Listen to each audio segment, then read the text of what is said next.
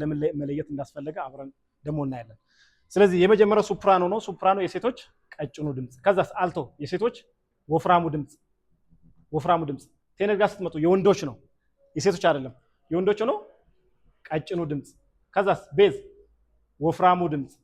ባሪቶን ስንል በቴነርና ቤዝ መካከል ያለ በጣም ቀጭንም አይባልም በጣም ወፍራም አይባልም መካከለኛ የሆነ ነው።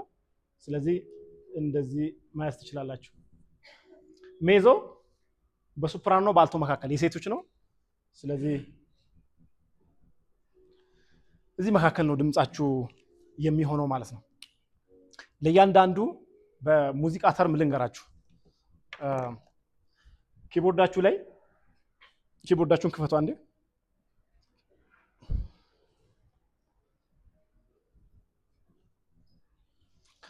ኪቦርዳችሁን የከፈተ ሰው ብቻ ያለው ስልኩ ላይ ያለው ብቻ፣ ከሌላችሁ ምን ታደርጋላችሁ? ከየት ይመጣል ብላችሁ ነው። ትንሽ ከፍ አድርገን ራሱ ነው የኔ ችሎታ እንዳይመስል ነው። እሺ ካላወረዳችሁም ሌላ ጊዜ ታወርዳላችሁ። ስትጀምሩ በዚህ ሳይድ አይ ሚን ኪቦርዳችሁ ላይ በግራ ሳይድ የመጀመሪያዋ ሲ1 ነች።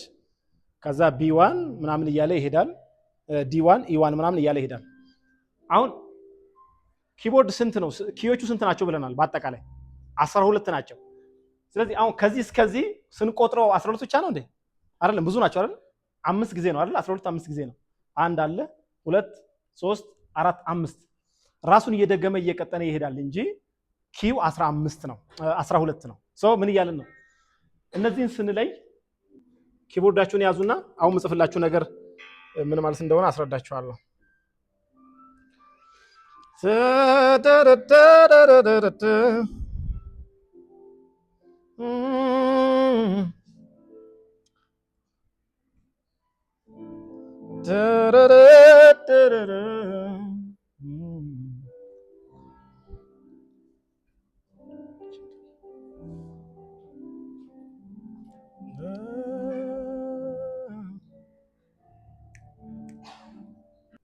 ይታያል ወይ?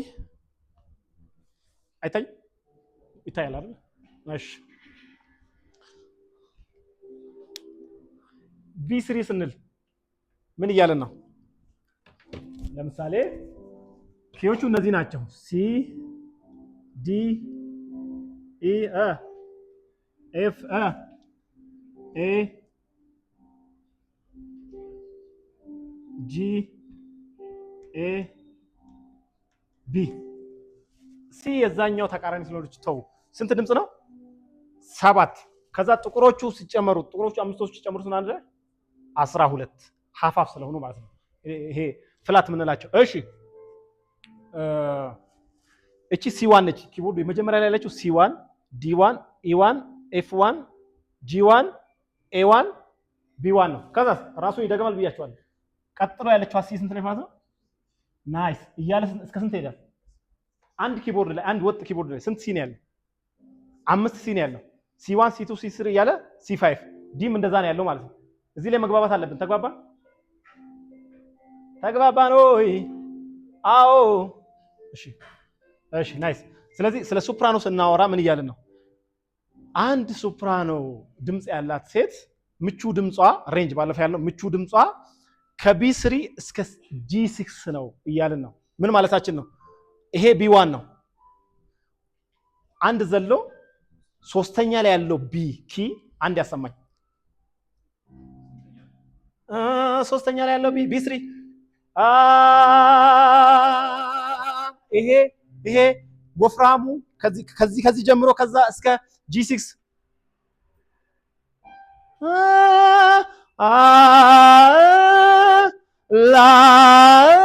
እስከዚህ ነው ሴት ሶፕራኖ ማለት ነው።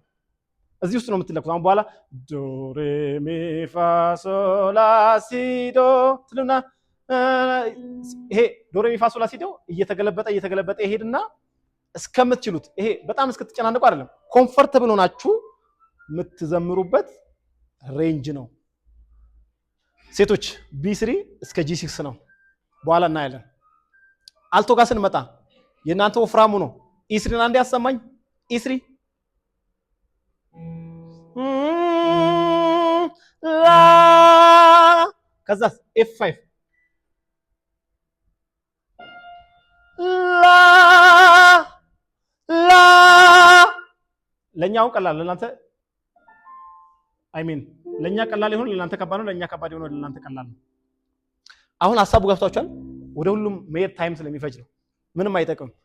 ኢ3 ማለት እቺ ኢ ነች፣ ኢ1 ነች። አንድ አልፈው ሁለተኛ ላይ ሶስተኛ ላይ ያለው ኢ ነው ማለት ነው። ባለፈው ልክ አፕሊኬሽኑን አውርዱ ስላችሁ እሱን አውርዳችሁ ቢሆን ኖሮ ኢዚሊ አሁን ይገባችኋል። ማወራው ነገር ያላወረዳችሁ ነው ትንሽ ኮንፊውዝ የምትሆኑት። ይሁኑ ለነገሩ ሁኑ ይሻላችኋል፣ ሌላ ጊዜ እንድትሰሙ ማለት ነው። ስለዚህ ባለፈው የሰራነው ትሬኒንግ ትዝ ይላችኋል። በሶልፋ ሚ ሶልፋ ሚ ፋ ምናምን ብለ የሰራነው ትዝ ይላችኋል። እሱን ዛሬ ይሄን ቼክ ካደረግን በኋላ አብረን እንሰራለን። ጥቅሙ ምን እንደሆነ ሲገባችሁ ድምጻችሁ ምን እንደሆነ ለማወቅ ትጓጓላችሁ ያኔ ማለት ነው።